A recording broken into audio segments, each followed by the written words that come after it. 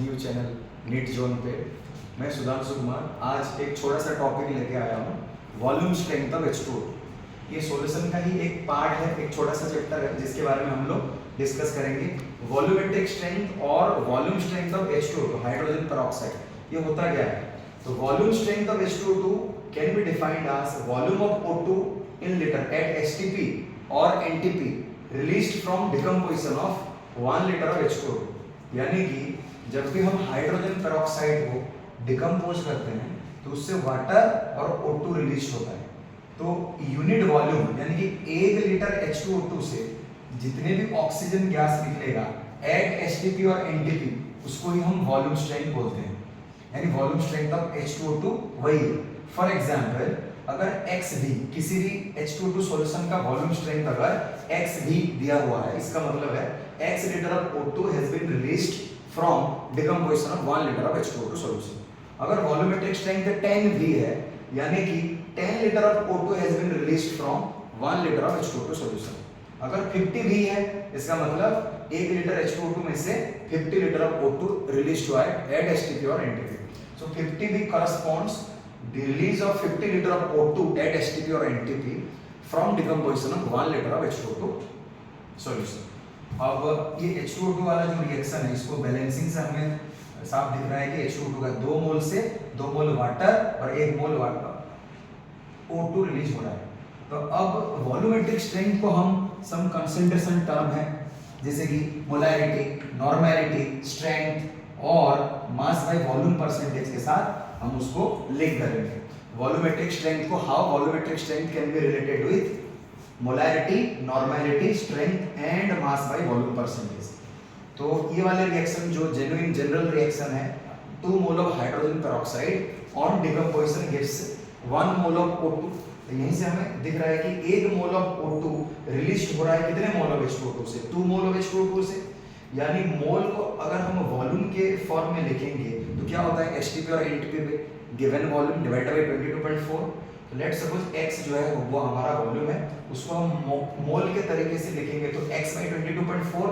अगर 1 मोल O2 release हो रहा है 2 मोल H2O2 से, देखो 1 मोल O2 is released from 2 mole of H2O2, यानी ये 1 मोल को हम ऐसे लिख सकते हैं वॉल्यूम के फॉर्म में, गिवन वॉल्यूम बाय 22.4। तो x बाय 22.4 मोल कितने से रिलीज होगा? 2 into x बाय 22.4। ये तो देखा जाए तो ये 1 मोल ही है ना, क्योंकि 1 मोल का वॉल्यूम डिवाइड किया गया है। तो ये this much mole of O2 has been released from, इसको मल्टीप्लाई करने से कितना है? x by 11.2 mole of H2O, यानी 1 mole of O2 has been released from x by, अगर वॉल्यूमेट्रिक स्ट्रेंथ x लिया जाए, अगर वॉल्यूम x लिया जाए तो x by 22.4 which is equivalent to 1 mole that has been released from x by 11.2 mole of H2O। अब ये हमें पता चल गया मोल ऑफ H2O2। मोलैरिटी कैसे निकालते हैं? Moles of solute divided by volume of solution. अब ये H2O2 सॉल्यूशन का जो मोलैरिटी होगा वो मोल्स ऑफ H2O2 और वॉल्यूम ये निकला कितना? x by 11.2 divided by 1 litre. तो मोलैरिटी के साथ अगर वॉल्यूमेट्रिक स्ट्रेंथ को हम लिंक करेंगे तो ये फार्मूला आ गया molarity equal to x by 11.2, जब x जो है वो वॉल्यूम स्ट्रेंथ है। फिर अपन क्या करेंगे? नॉर्मैलिटी के साथ लिंक करेंगे। नॉर्मैलिटी का फार्मूला होता है normality equal to molarity into n factor. H2O2 का जो H2O2 जिसका n फैक्टर होता है कितना है? 2 होता है। तो मोलैरिटी के साथ अगर n फैक्टर मल्टीप्लाई कर दो x बाय 11.2 into 2 तो ये आ जाएगा normality that is equal to x by 5.6। फिर आ जाएंगे हम स्ट्रेंथ। स्ट्रेंथ किसे बोलते हैं? स्ट्रेंथ जो है वो it is the ratio of mass of solute with respect to volume of solution. अगर स्ट्रेंथ को हम मोलैरिटी या फिर नॉर्मैलिटी के फॉर्म में रिप्रेजेंट करेंगे तो स्ट्रेंथ होता है मोलैरिटी इनटू मोलर मास या फिर नॉर्मैलिटी इनटू इक्विवेलेंट मास। तो यहीं पे हम स्ट्रेंथ को नॉर्मैलिटी के फॉर्म में रिप्रेजेंट किए हैं, जो कि strength equal to normality into equivalent mass of H2O2। Equivalent mass of H2O2 कितना होता है? 17 ग्राम पर इक्विवेलेंट होता है। और यहां से आ गया स्ट्रेंथ जो है नॉर्मैलिटी x बाय 5.6 into 17, ये हो जाएगा ग्राम पर litre. Equivalent mass of H2O2 होता है molar mass of H2O2 divided by n factor. Molar mass होता है H2O2 का 34 और इसका n फैक्टर होता है 2, जिससे मिल जाता है 17। अब स्ट्रेंथ मिल गया हमें x by 5.6 into 17 gram in 1 litre, यानी कि H2O2 सॉल्यूशन का जो स्ट्रेंथ होता है this much gram in 1 litre, यानी कि 1000 ml। फिर हम क्या निकालेंगे next? Mass by volume percentage. Mass by volume percentage का फार्मूला होता है, it is a typical kind of concentration term where we have to represent the amount of solute through mass and volume ratio. And ये mass by volume percentage होता क्या है, mass of solute by volume of solution into 100। यहाँ पे volume of solution को ml में लिया जाता है, मिलीलीटर में, और मास को जो है वो ग्राम में लिया जाता है। ये पहले से ग्राम में है, यहाँ पे हम ग्राम लिए, x बाई 5.6 इंटू 17 ग्राम है।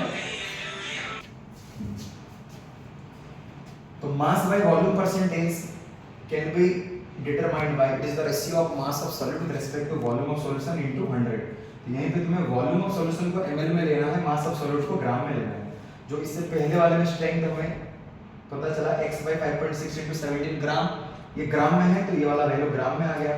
फिर ये 1 लीटर में प्रेजेंट है तो 1 लीटर यानी कि 1000 ml, तो यहाँ पे नीचे 1000 ml इंटू 100, तो 20 कट जाएगा, तो फिर ये आ जाएगा mass by volume percentage equal to x into 17 divide by 5.6 into 10, यानी इसी को हम लिख सकते हैं स्ट्रेंथ बाय 10।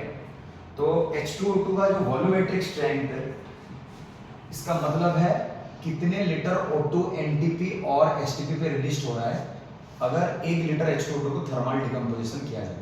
जैसे अगर 6 भी है वॉल्यूम स्ट्रेंथ, इसका मतलब 6 लीटर O2 रिलीज हुआ होगा 1 लीटर ऑफ H2O2 से STP या फिर NTP पे।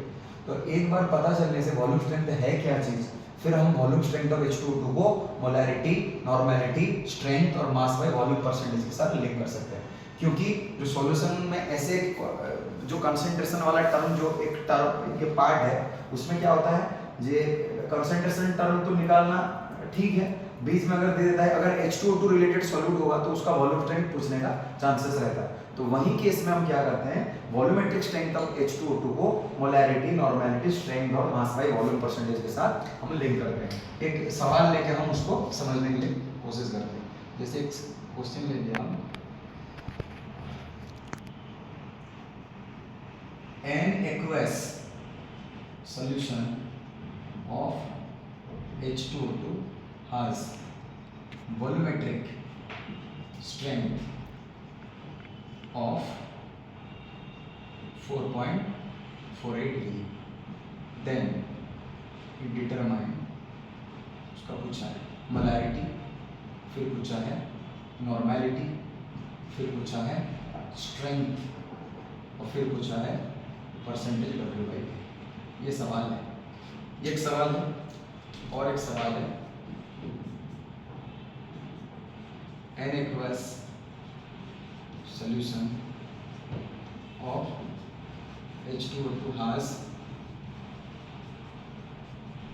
concentration of 0.2 molar, then determine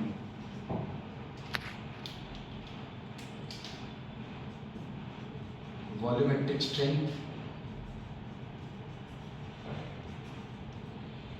फिर पूछा नॉर्मेलिटी, फिर पूछा स्ट्रेंथ और फाइनली में मास बाय वॉल्यूम परसेंटेज। ये दो तरह का सवाल, मैं दो सवाल लेके इसको समझने के लिए, समझाने के लिए कोशिश कर रहा हूँ। देखो, बोला है कि H2O2 सॉल्यूशन के एक एक्वस सॉल्यूशन है जिसका वॉल्यूमेट्रिक स्ट्रेंथ है 4.48 V, यानी कि 4.48 litre of O2 has been released at STP और NTP from decomposition of 1 liter of H2O2, यानी X का वैल्यू हमें गिवन है 4.48 और हमें क्या निकालने